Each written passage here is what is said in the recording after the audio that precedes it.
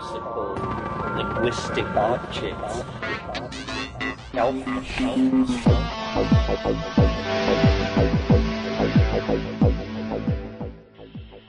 Greetings from Cyberdelic Space. This is Lorenzo, and I'm your host here in the Psychedelic Salon.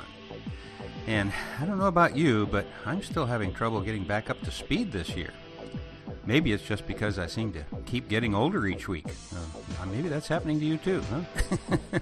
But my energy level just isn't what I'd like it to be. But fortunately, I'm retired and don't have to fight my way to a cubicle each day like many of our fellow saloners do. So even though I'd like to take another day off and just read, I'm instead going to press on here and see if I can get back up to speed and do a few more podcasts than I've been doing so far this year. But anyhow, thanks for sticking around, and I'll do my best to keep these little bits of brain candy coming your way, hopefully more frequently. So today I'm going to pick back up on the Palenque Norte lectures that were held at last year's Burning Man Festival. So far, I've podcast 7 of the talks, and there are still about that many left for us to hear, at least depending on which of the speakers give me an okay to podcast their talks. Now, the last of these talks that we heard was given by Daniel Pinchbeck, and you can find that in my podcast number 336. And in case I forget to mention it, the video of these talks is also available in the event that you would like to take a look at the environment in which they were given. For example, Daniel's talk began at 3 p.m. on the Wednesday of the burn week, and the one we're about to hear right now followed at 4 p.m. And what you can hear, if you listen closely to both talks, is that as the day gets a little later, the sound of drums and other activities on the playa begins to build. Now, if you've never been to Burning Man, well, then these background sounds may be a little bit irritating to you. However, if you're a burner or other festival goer, well, then these sounds bring you back to those more carefree days at the festival when you could be as crazy and free as you felt like, and yet, most likely, not even be far enough out of the box to get noticed. For me, I never truly knew what unbridled freedom was like until I went to my first burn. And if I'm not mistaken, this was the first time our featured speakers made it to Black Rock City themselves, as you'll hear John make a few happy comments about Burning Man. Now, John, who is going to be our featured speaker today, is the celebrated John Allen, who has led an incredibly fascinating life. How many other people do you know who, at the age of 83, are still doing new things, like going to Burning Man for the first time? I'm not really sure how to introduce John and his partner Tango. On the Burning Man program, they were listed as John Allen and Tango Parrish Snyder, speaking about visions and biospheres. Now, if you go to Wikipedia, you'll learn a lot about John's professional life, including the founding of Synergia Ranch and Community, and as the founder of Biosphere 2, which, if you were following the news in the early 1990s, well, you couldn't have missed hearing about it. And I won't go into any more details here because John will be talking about it in just a few minutes. And, of course, I'll post links to more information about John, Tango, their books, and their work in the program notes for this podcast, which, as you know, you can get to via psychedelicsalon.us. But rather than have me simply recite a list of their accomplishments, instead, I want to just pass along a few personal comments instead. I've only been together with John and Tango on a few occasions, and I think most of them were at the home of Captain Rio, who was the skipper of the boat in the Amazon that Dennis McKenna wrote about in his new book, The Brotherhood of the Screaming Abyss. And that was on the expedition on which Terrence and Wade Davis got kind of crossways with one another, but that's another story. And now that I think of it, I believe that actually it was John Allen's boat that they were on that Rio was skippering at the time. I might be mistaken about that, but you can read Dennis's book and get all the details.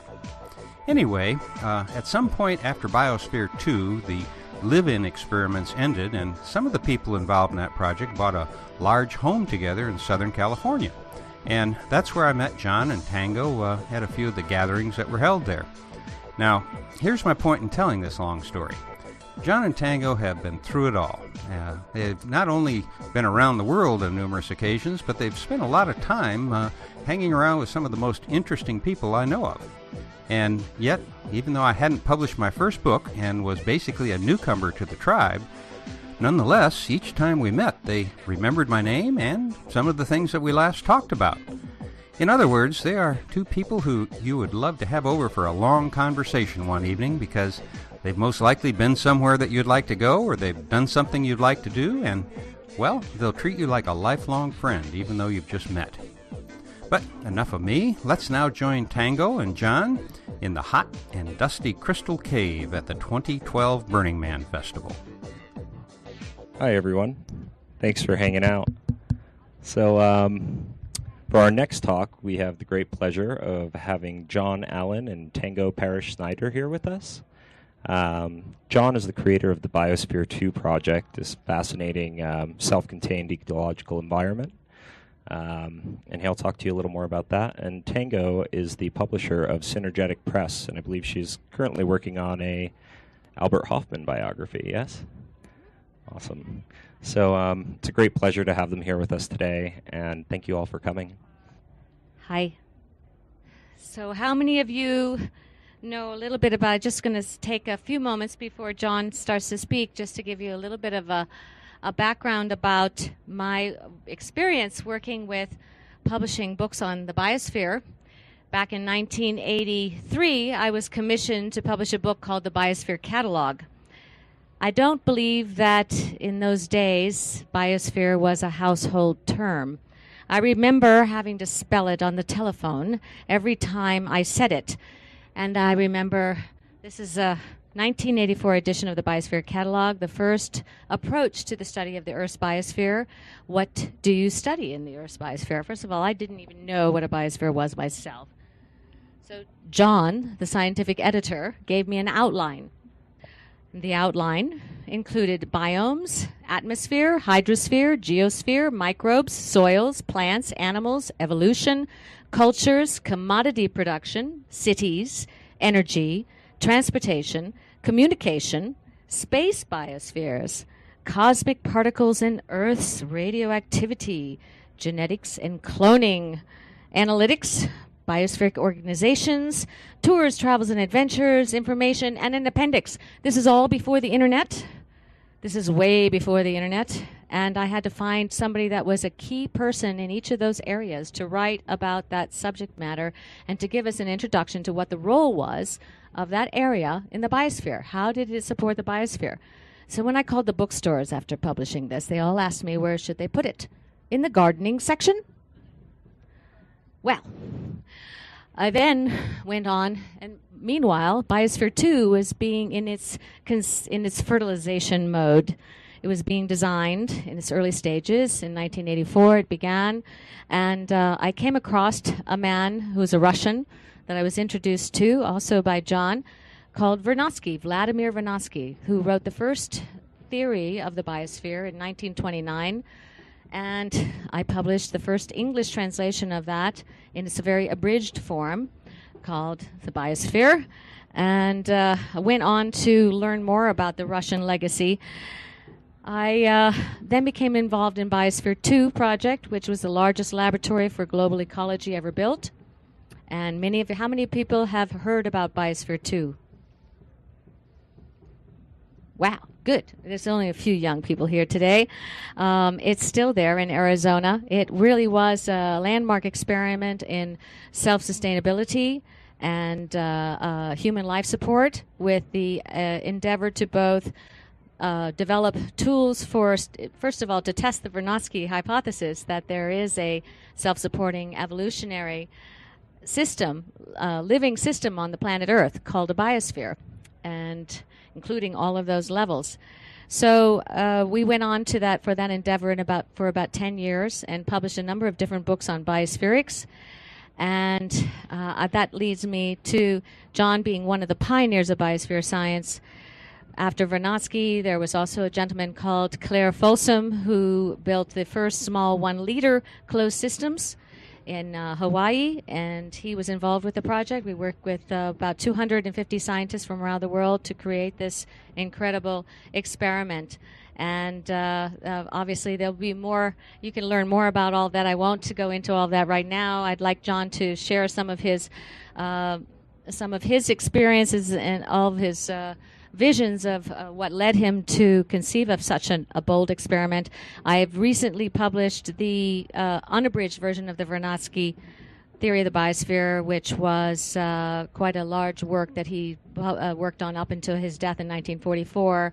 And so working with the Russians was an incredible experience. They're a great adventurous group of scientists and explorers in the world of biospherics, and Vernadsky's legacy continues to be developed today.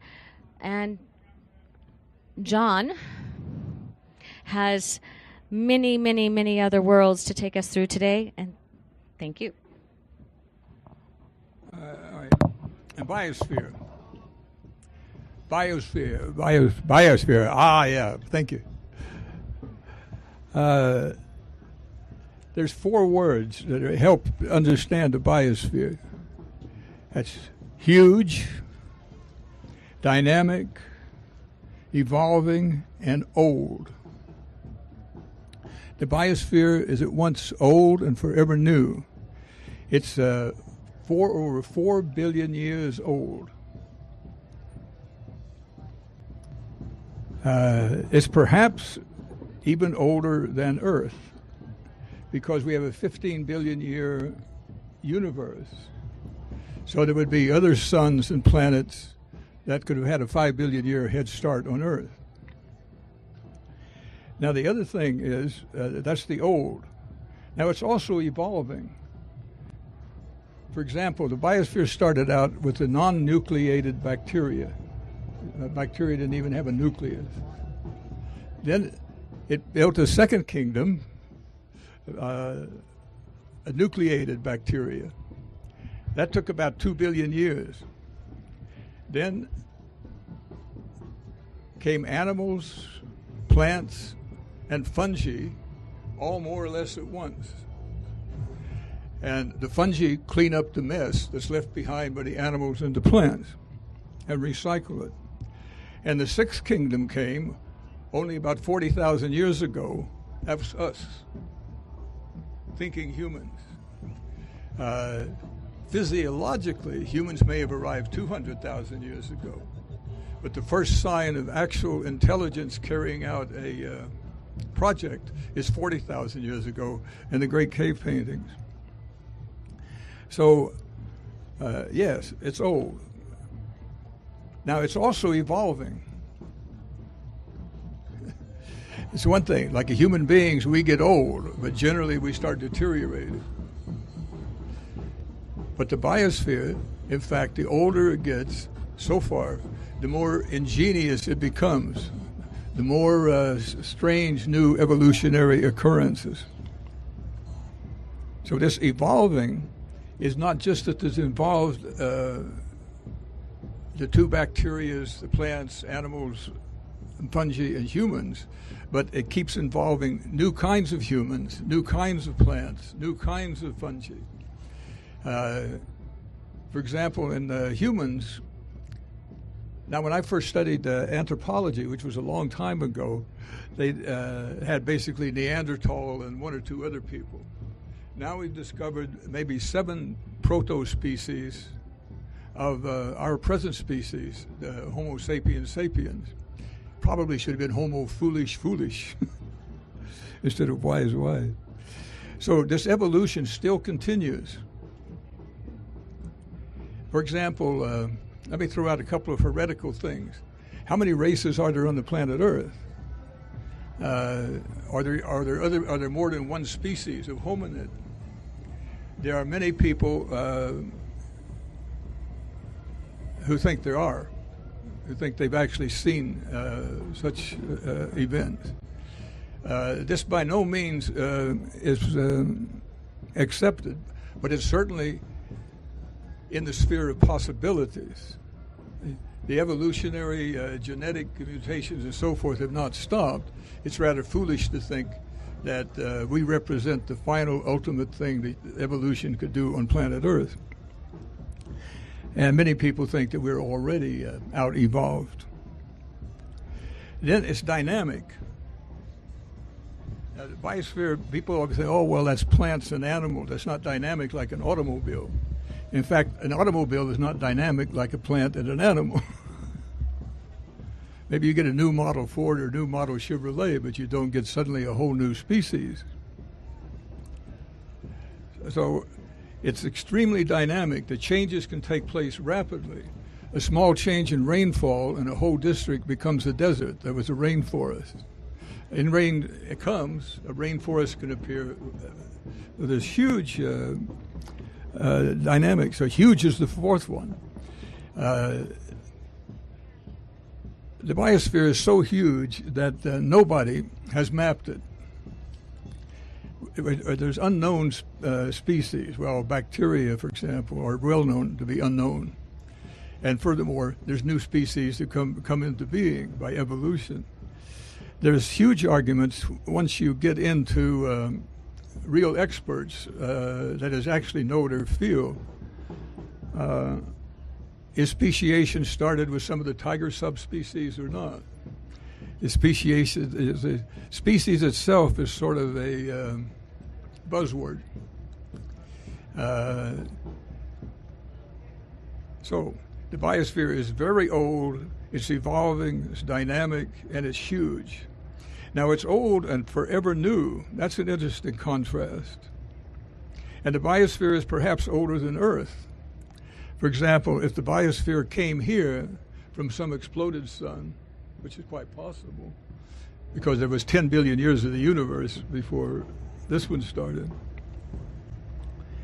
Now, on the evolving, the evolutionary process is very deep on planet Earth. To start off with, the geosphere. Now, for the geosphere, that is the actual sphere of planet Earth, took quite a few million years. It had to incorporate all sorts of asteroids, comets, and so forth and so forth. It's still evolving, the geosphere. We get 100,000 tons a year of stardust and comets coming in. That's very rich stuff. And it comes in all the time. Now, the biosphere, there have been a number of biospheres. The first biosphere was prokaryotic. That means no nucleus-aided cell. They made a biosphere. And if you figure out how fast they breed, they could, in 24 hours, if they bred in a straight line, go all the way around the equator. So there was a prokaryotic biosphere. That prepared the ground for the eukaryotic. That is to say, cells with an actual nucleus. Then plants, animals, and fungi came more or less at the same time. You see, the fungi had to come for the plants and animals to work, otherwise who would eat up the corpses and the dead? And then the humans came. Well, you might say that geosphere to biosphere to an ethnosphere. That is, humans have never developed a human culture.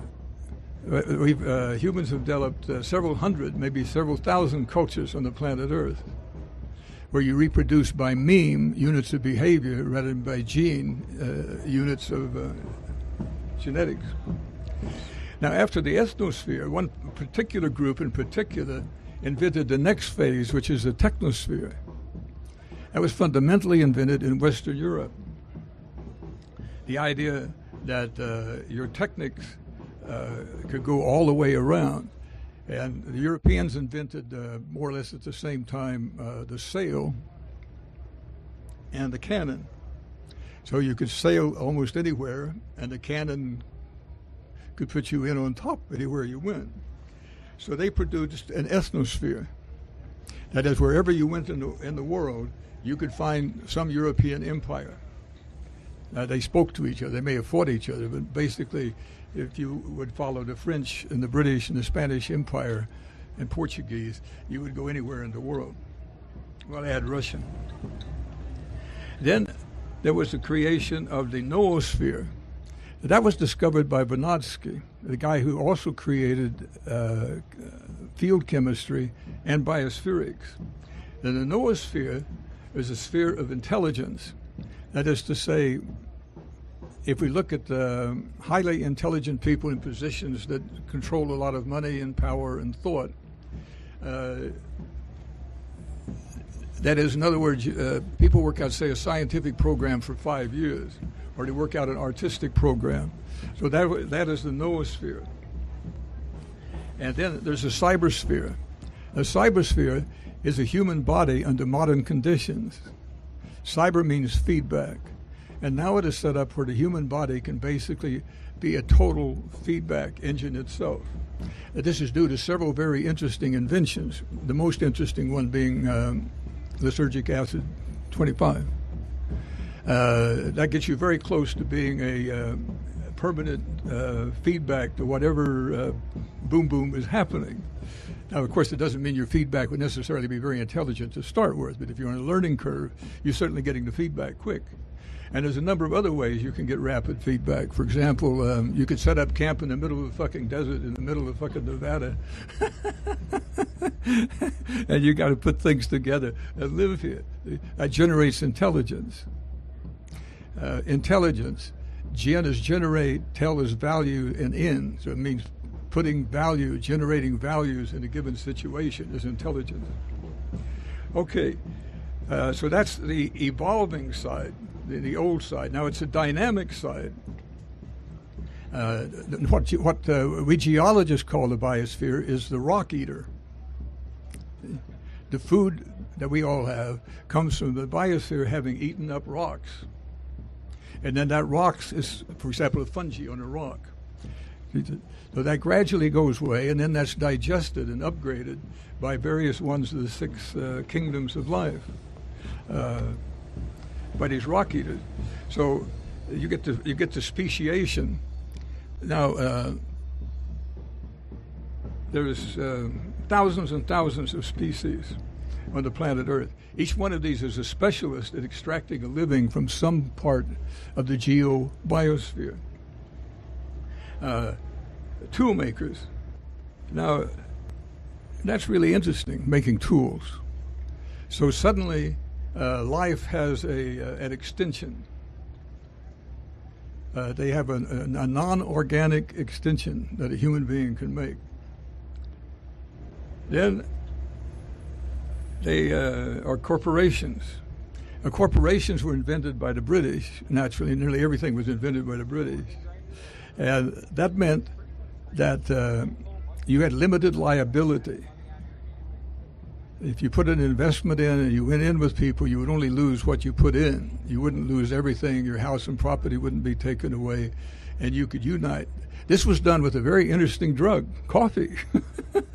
Coffee went into England, and around these coffee houses, they got so high, they said, oh, let's try insurance, called Lloyd's Coffee House. Lloyd's Insurance is still there.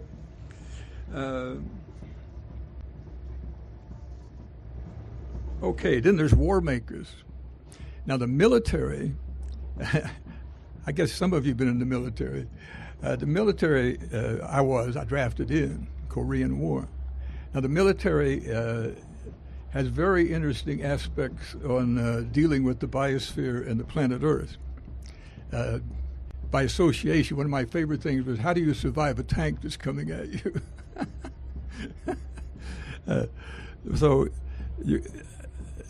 Anyway, so war has all these effects. Now, war can be actual physical war, or it can be economic war. The big economic war that put tremendous on scientific improvement of planet Earth was the war between communism and capitalism. And the Russian inventions went like this, and the American inventions went like that. Now, huge. There's 1 trillion living tons of matter. And there's upgrades. As matter dies, it's upgraded to more concentrated energy, like coal, oil, gas, soils, corals, different kinds of special rocks that are made only by humans.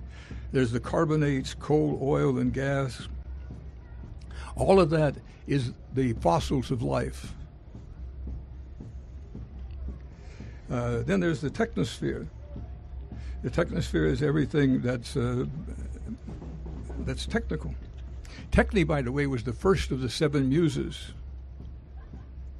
You have to have techne, even if you're the muse of dance or the muse of theater. Everywhere, all the other muses have to have technique. They have to have technique. Okay. At this point, I would like to read Vernadsky, a forbidden writer in the United States, practically. But in fact, Biospheres is practically a forbidden subject. You can see why no capitalist system would like to study the biosphere. People might know that what they study is an ecosystem. Now, for example, say instead of studying your body, you studied under your fingernail, you could study an ecosystem. So an ecosystem means that it is verboten to study the biosphere under the present capitalist empire. The intellectuals, the PhDs, the old joke, piled higher and deeper, go off and study an ecosystem. An ecosystem could be under my fingernail, it could be the end of a block in San Diego. It's not an objective, long-lasting entity. Okay, I'm going to take just a little bit so you get a taste of a Russian thinker on the vegetable kingdom. Now remember, the vegetables, plants, and animals and fungi all came into that. Okay, here's Vernadsky. Considering the enormous potentialities for propagation inherent in living matter, the actual mass of it in the biosphere does not seem so very great. The whole mass is connected with the vegetable kingdom, which alone can catch the radiant energy of the sun. Green vegetable matter does not predominate from the point of view of actual mass, though a consideration from the point of view of dry land alone might make one think so. It is generally admitted in the ocean animal life predominates. The structure of the mass of vegetable matter, the transformer of solar energy, is very different on land from what is in the sea. On land, the most vigorously multiplying types, such as grass, show a fairly high order of structural complexity. But in the ocean, the most prolific types are the extremely rudimentary and minute floating green cells, whose speed of transmission of life is hundreds of times greater than that of grass.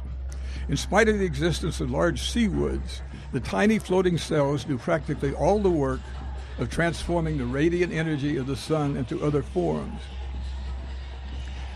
This is because seaweed is found only near the shore and in isolated deposits, while the entire ocean is covered with a layer of minute green cells. Moreover, on account of the preponderance of ocean over dry land on our planet, these tiny cells assume the position of the principal transformers of solar energy for the whole world. Let's go into time a little bit. So life is here for 4 billion years. I started off with these one cells. Now, one cell generally lives for like minutes at the most. So for 4 billion years plus, the basic life, the non-nucleated cell, has been reproducing every few minutes. This gives you a lot of evolutionary time. Now, this is practically never studied, as far as I see, in people who talk about the environment. First place, you should never talk about the environment, you should talk about the biosphere. Because environment means what's around you, and what's around human beings is the biosphere. There's an actual name for it. It's not a weasel word like environment. Now, the prokaryotes gave way to the eukaryotes. That is to say, a cell that actually had a center, a nucleus. These two really colonized the planet for life. Then this incredible invention that came along, that animals, plants, and fungi, 3 kingdoms more or less at once, came in, that were multicellular. Now the animal kingdom managed to make it all the way around the planet Earth. The great whales, to the Antarctic seals, penguins, etc. Amazing. So what did humans add to that? In the first place, we're very recent. So a full-fledged human society is only about 40,000 years old. That's the first cave painting where you see the guy, they paint the guy lying down, the shaman, and he has all the animals around him. So we know that that was an advanced human that painted that.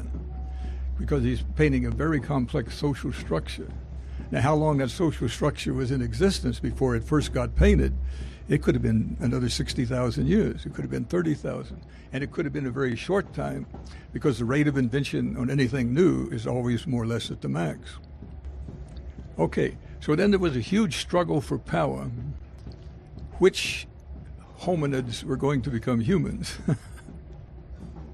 And also which ones actually did. There's a considerable discussion about that matter. For example, most people now study like Neanderthal. All right, there's Cro-Magnon, there's Neanderthal, and then there's modern humans. Modern humans aren't either Cro-Magnon or Neanderthal. Then there's species before that. Here's a verboten topic for discussion. How many human species are there on the planet now? That's verboten. Forbidden. It's interesting. Everybody wants to study all the things that they're supposed to study, but think of all the things that you're forbidden to study. And number one, it takes a certain amount of work to see that this is a subject that is forbidden to study. Number two, obviously it was forbidden to study because somebody in power didn't like it. Called censorship, usually. Lucy, and you remember Lucy was named by this great archaeologist for Lucy in the Sky Diamonds. You needed to have very alert senses to find the little bone down there in the middle of Africa to say, oh yeah, that's a human bone. You don't just go along and say, oh yeah, that's a human bone down there. There's a little sliver. Generally it's buried, and you have to use something like acetone. That's what ruined me in archaeology. I could never get the acetone and being that careful with it, so I stayed in culturology. I just stayed long enough in it to admire archaeology. But it's very tricky. Now, nobody knows how many of these proto-species, or whether any of them were superior to us, and they disappeared because they were too superior. As Hamlet said, you can think too much. The pale cast of thought sicklies o'er the ruddy complexion. So the smartest humans may have disappeared. And in fact, exactly what humans are is a very interesting question. And how long we've been here. And is this the end, or is there possible evolution beyond that? In effect, if you look at the high-tech stuff, also let's take Burning Man, for example.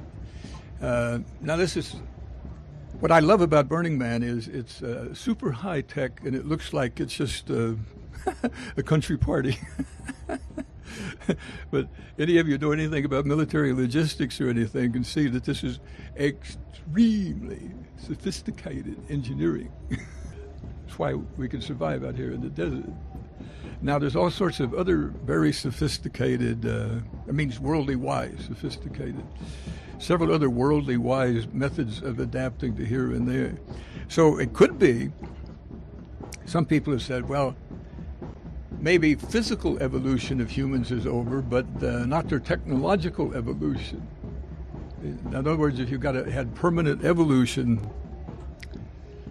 in terms of something, say, you could walk around with, or just altered brain cells. Oh, yeah, please, I want 8 more IQ points. Oh, yeah, in that region there. Now, another interesting thing is who actually uses advanced medicine? Now, if you read American propaganda in the newspapers, it's generally somebody who's suffering and they're saved at the last minute by some gigantic new device of medicine. They never have a story about anybody who is perfectly healthy using advanced medicine to become smarter.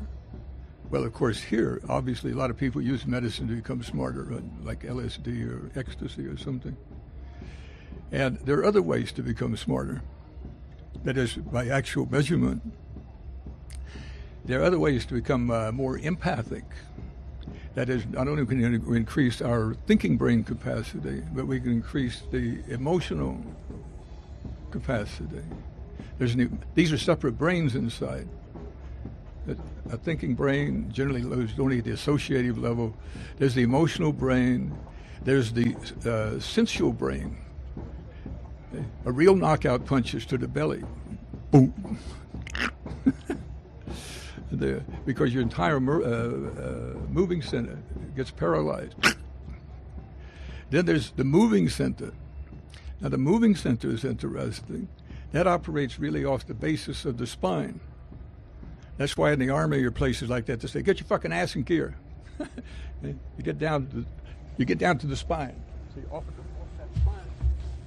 You do all kinds of things. Because that controls the movement. Then there's sex center. And sex center is like creative energy. So it may or may not be used in what most people ordinarily call sexual. It could be used in any kind of creative endeavor. So these humans, us humans, this invention of different languages, it's really quite something.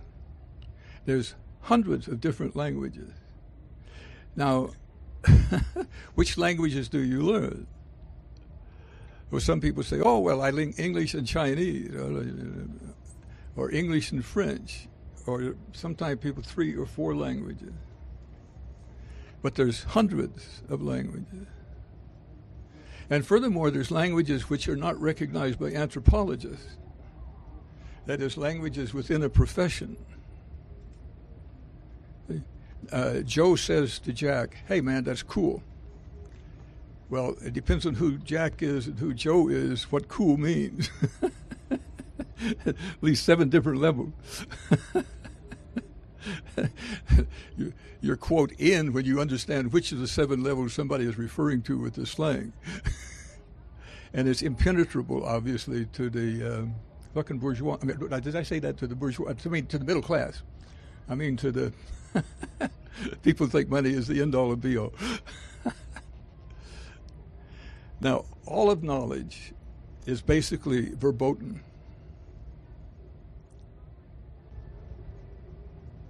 All of knowledge is basically forbidden. Now, you can get special knowledge. For example, I had special knowledge at one point about the uranium industry, but you had to sign a secret deal. There's all kinds of things like that that exist today. And in fact, it's very hard to tell whether anybody you're talking to, I go back when people still spoke English. It's very hard to know your ass from a hole in the ground. You get into complex situations at night. Night means subconscious. But you get in situations that are very difficult for your subconscious. It's extremely difficult to apply categories that were made for the conscious mind.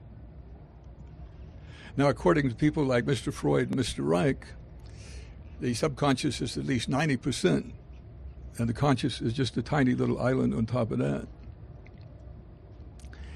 So we could say that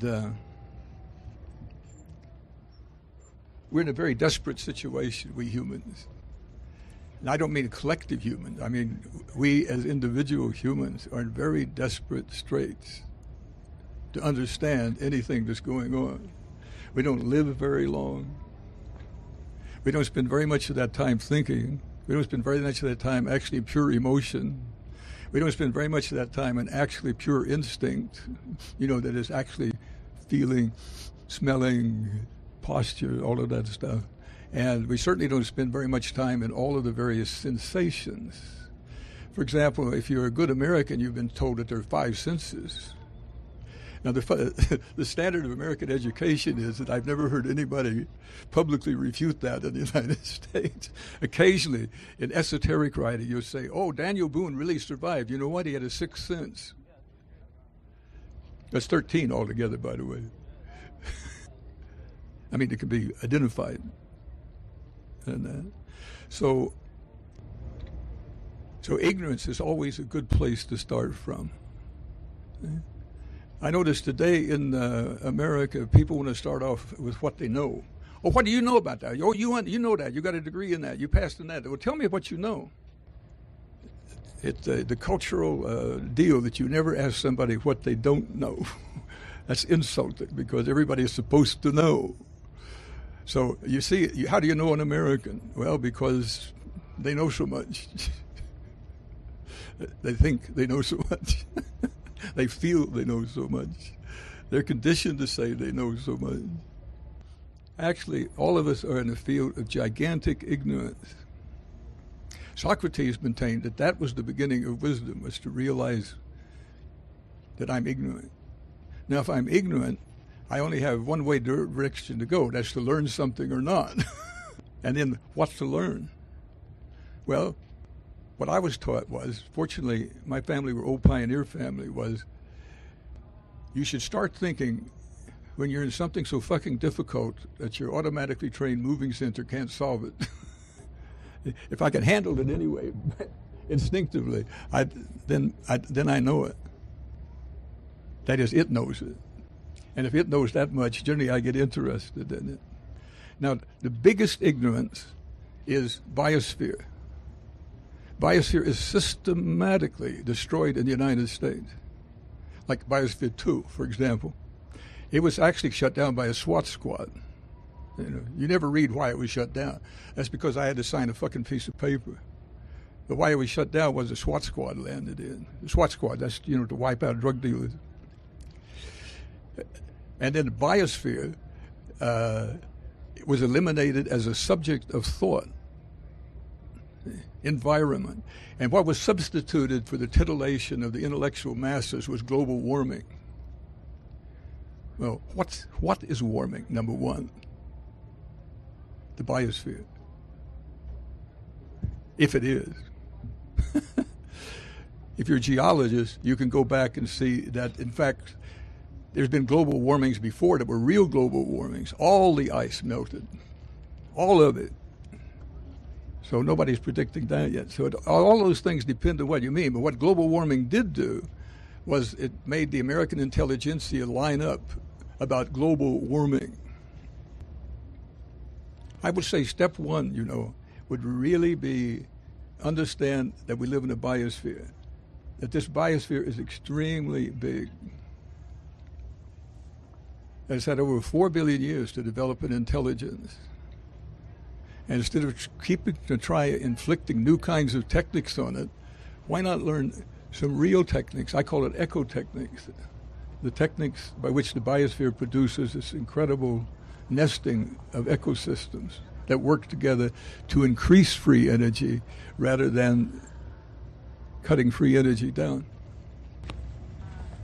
Okay. This is from John's memoir, Me and the Biospheres, his My Dream. So this ended this book, Me and the Biosphere. My dream. 20 years from now, every country will have their own biosphere. Each biosphere will reflect the biomes in that country. For example, China would have a rainforest based on Yunnan, a coral reef from the China Sea, grasslands from the north, desert from Mongolia, a marsh from the coast, and agriculture from each of its various farmlands, and a human habitat representing the ultimate Shanghai or Beijing communication, technical theater, cuisine, research layout. The same would be true for Great Britain, France, Russia, United States, Australia, Brazil, and all the others. These biospheres will be open to public view. Their scientific papers available to all. Those who manage the biosphere and those working in its supporting research centers will form a school producing practical graduates who understand the biosphere. They constitute a cadre to work with end governments, corporations, nonprofit organizations, and popular movements to ensure that human progress makes a synergy with Earth's biosphere. Some of these graduates will become members of the core groups working to understand possibilities for biospheres on Mars, Moon, and in space. This work will contribute immensely to understanding the glorious uniqueness of our planet Earth, at least in this solar system. These biospheres will demonstrate the ways that technosphere and ethnosphere work together with biosphere. From that comprehensive knowledge, a noosphere, a sphere of intelligence that unifies art, science, and humanity, will emerge on planet Earth. These biospheres will be open to all, not special preserves for elites to create new bureaucracies. Farms, parks, cities, universities, and wilderness reserves will reframe their ways to cooperate with and enhance our home, Earth's biosphere, with a new vision of a beneficial and profitable technosphere. They will act as cooperative agents of emergent evolution with a new understanding of ethnosphere, create a co-evolving system of cultures that upgrade their soils, flora, fauna, and human senses and imagination. Okay, Johnny, thank you very much. Before you go, would you like to take a few questions? Just so you know, this is actually John's science fiction novel. It takes place 15,000 years in the future, 15,000 light years away, far away. Didn't get to that. John's going to take a couple. Yeah, he'll take a few questions, and also, just so you know, there's some cards up here. John's giving a talk also over at Daniel's camp on Friday on the ethnosphere, the sphere of cultures around the planet. There's cards up here, and also his books and publications. Help yourself to that. Johnny, would you take a few questions? Do you believe in collective consciousness? That the subconscious knows everything? Do you believe in collective consciousness? I believe in the collective unconscious, yeah. Daniel? I was very interested in your comment about LSD 25 somehow being part of this development of this kind of cybernetic feedback loop mechanism, but I wasn't sure that I totally understood it. Can you just explain a little deeper how you see the importance of LSD, you know, in you know, this human evolution process? Albert and I were pretty good friends. I wrote him one time, we're doing this corporate stuff and we're really in a mess. It's your ecology and so forth and so forth. What do you suggest, Albert? Special delivery, 7 sugar cubes, 200 mics apiece, and we solved that problem. It's like any other advanced piece of technology. You know, if you use it for what it's designed for, it's the best in the field, I think. Although the ingredients of ayahuasca there's a number of close competitors, let's say. But LSD is modern chemistry. So you just get it direct. To actually make ayahuasca, you have to work really hard at it. It doesn't just appear. I think every consciousness-changing substance was developed by some intelligent group of people. And I've been fortunate enough to travel to practically all of those groups. And boy, the difference between the shaman or whoever it is that knows how to utilize that and other people is noticeable. Let's say Burning Man is noticeable, for example. and I really like this because I think somewhere we have to recover the tribe. The tribe was the most intelligent human invention that was ever made. And the tribe is composed of at least 2 clans, so the tribe is not so simple. Clans were the first invention, and then tribes were made as clan. Now this is going to be very interesting, like for us people in the so-called modern conditions, because the old clans were based on blood, genes, and the new clans have to be based on memes. See? So your DNA would have to be like a installed DNA. A given thought system.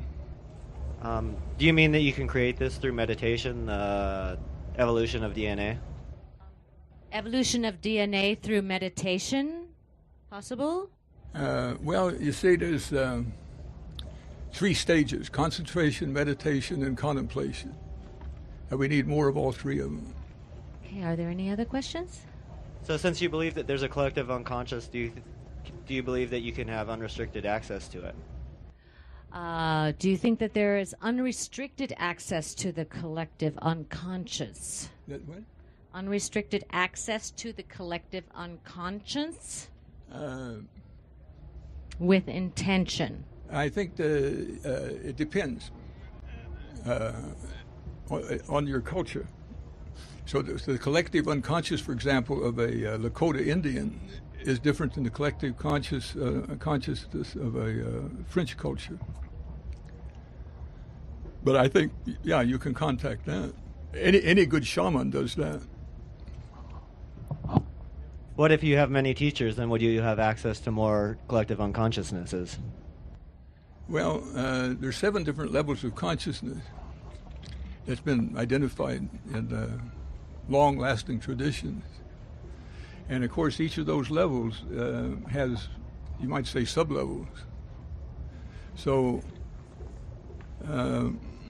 one of the big things that screws Americans up and a lot of Europeans is they say, are you conscious or unconscious? Nearly everything is made into a dyad. So more complex systems, which have 3 independent units, 4, 5, 6, or 7, are almost untouchable by somebody who's really addicted to the either-or mode. Although either-or is certainly better than this is this. I was just wondering if you felt comfortable telling us about how the SWAT team stopped your studies in more detail. Biosphere 2 was built as a cooperation of USSR and USA science, with some help from the British Royal Society.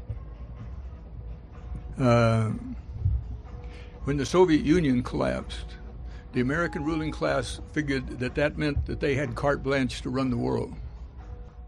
Biosphere 2 was built, I had a group of scientists that included the Soviets, the Americans, the French, the British, and some tribal groups.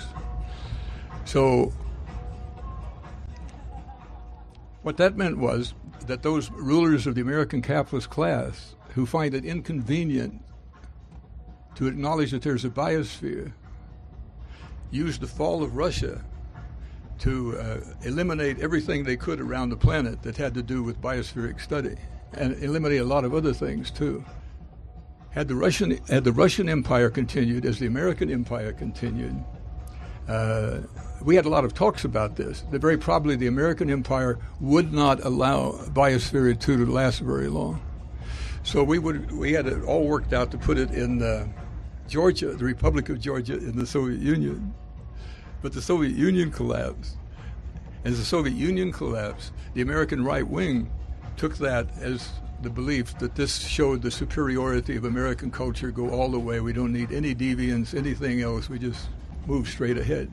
Opposition is gone. Now, biosphere is not something that if you were a full, hardcore capitalist that you could be very interested in, because there would be all sorts of things you couldn't do.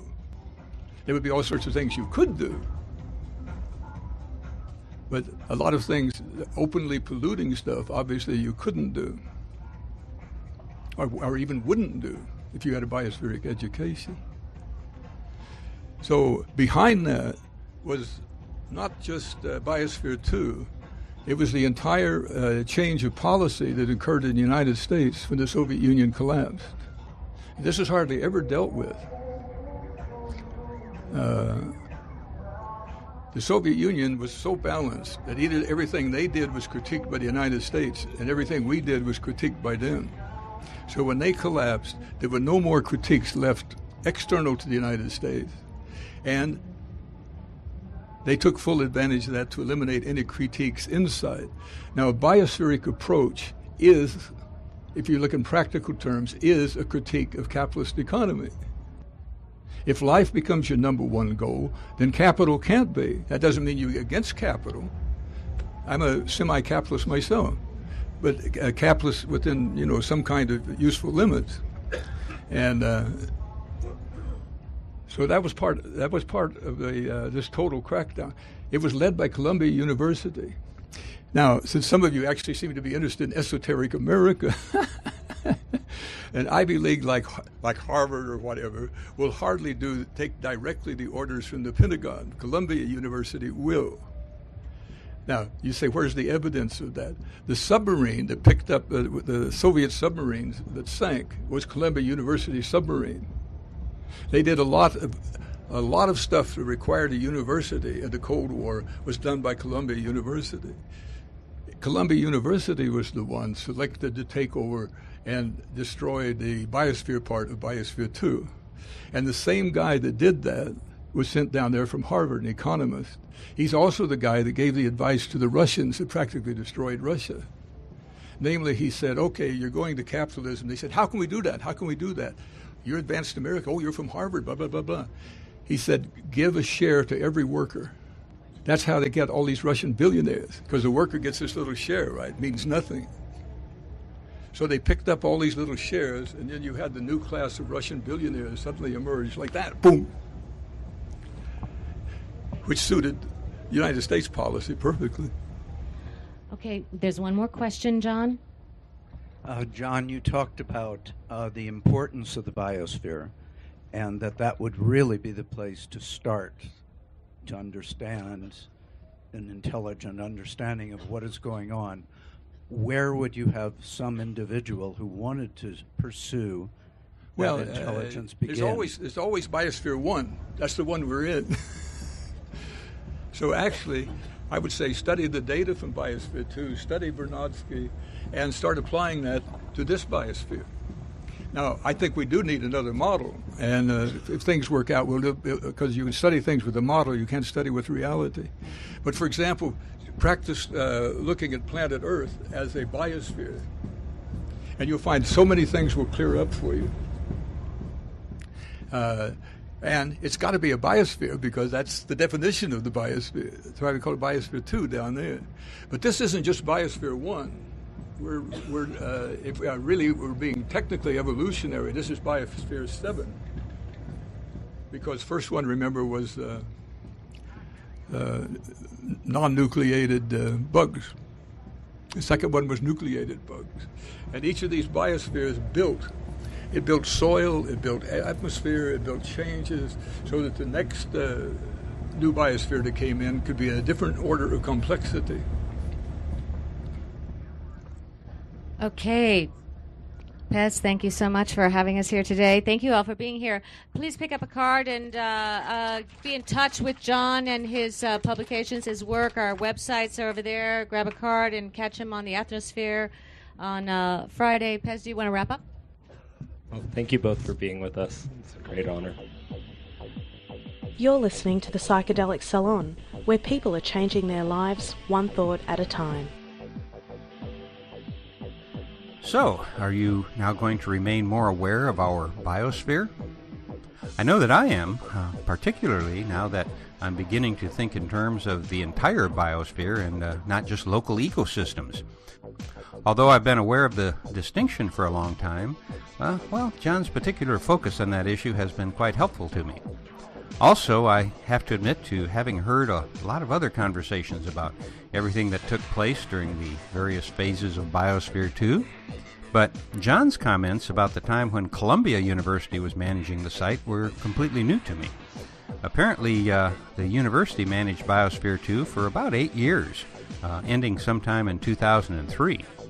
And according to Wikipedia, students from Columbia would sometimes spend an entire semester at the site.